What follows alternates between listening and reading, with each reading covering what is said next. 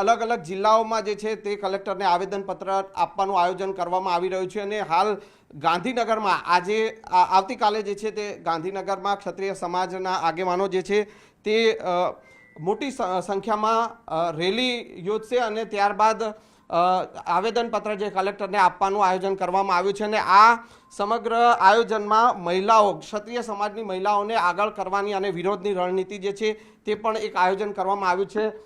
રણવીરસિંહ જે છે કે તેઓ ગાંધીનગર ક્ષત્રિય સમાજના આગેવાન છે, તેઓ આપણી સાથે છે। શું કહેશો, કઈ રીતનું આયોજન છે અને જે પ્રકારે ક્ષત્રિય સમાજને મનાવવાના પ્રયાસ પણ ક્યાંક ને ક્યાંક કરવામાં આવી રહ્યા છે પણ વિરોધ યથાવત છે? આવતીકાલે રાજપૂત ભવન ગાંધીનગર ખાતેથી ગાંધીનગર જિલ્લાની તમામ સામાજિક સંસ્થાઓના બધા જ આગેવાનો અને લગભગ 400-500 બીજા કાર્યકરો, એમાં મહિલાઓ સમાજના જે મહિલાઓ આગેવાનો છે એ લોકો દ્વારા કલેક્ટરશ્રીને આવેદનપત્ર આપશે, ચૂંટણી પંચના અધિકારીને પણ એની કોપી એમ સુપ્રત કરશે અને સમયાંતરે ગાંધીનગરમાંથી પણ સમાજ ખૂબ લડત આપશે અને જેમ આખા ગુજરાતની રાજકીય સામાજિક સંસ્થાઓએ જે નિર્ણય લીધો છે એ પ્રમાણે અમારો વિરોધ ચાલુ જ છે। અમારી એક જ માંગ છે કે પુરુષોત્તમભાઈ રૂપાલાનું ઉમેદવાર પરત ખેંચી લે અને પછી જ બાકીની ચર્ચા થાય એમ છે, એ સિવાય કોઈ સમાધાન થાય નહીં। તો જે લોકો અફવાઓ ફેલાવે છે કે સમાધાન, એવું કોઈ સમાધાન થવાનું નથી। અમારો સામાજિક આગેવાનો જે કહેશે એ જ થવાનું છે, અમારા રાજકીય આગેવાનો જે કહેશે એ તો રાજકીય બાબત થઈ ગઈ। સમાજના જે વડીલો મુરબ્બીઓ જે નિર્ણય લેશે એ જ પ્રમાણે આ સમાજ વર્તશે। બિલકુલ। રમજુભા, શું કહેશો, ખાસ કરીને ક્ષત્રિય સમાજની મહિલાઓને આગળ કરીને વિરોધની રણનીતિ જે છે તે કરવામાં આવી છે?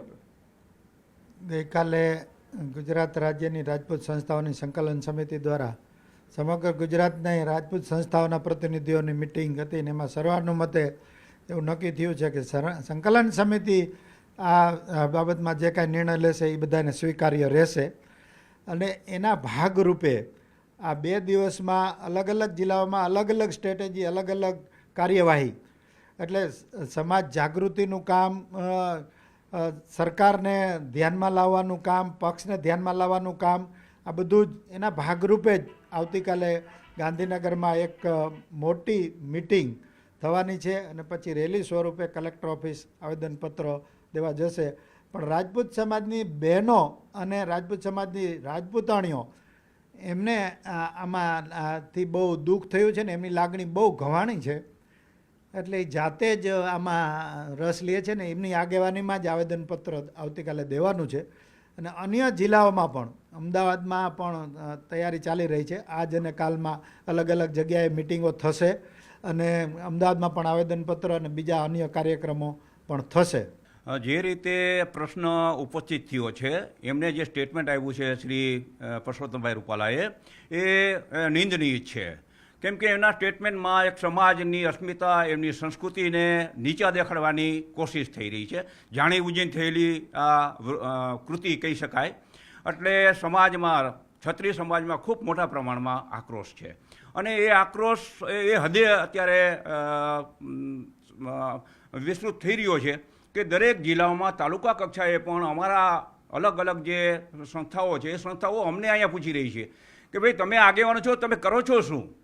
અમારે આના માટે કંઈક કરવું છે, આવું તો ન જ ચાલે। આટલી હદ સુધી કોઈ પણ સમાજને વિકૃત કરવાની કોશિશ થઈ રહી છે। એક જે શબ્દોનો ઉપયોગ થયો છે એ શબ્દો ક્યારેય પણ ગ્રાહ્ય ન રાખી શકાય।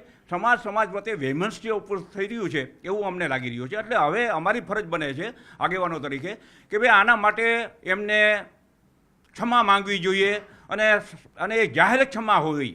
કોઈ એક પોતાની રીતે કહી દીધું કે ભાઈ એમને ખટાવું લાગ્યું હોય તો હું માફી માંગુ, એ સ્વીકાર્ય નથી। 562 રજવાડાઓ રાજ્યને સમર્પિત કરી દીધા છે દેશને।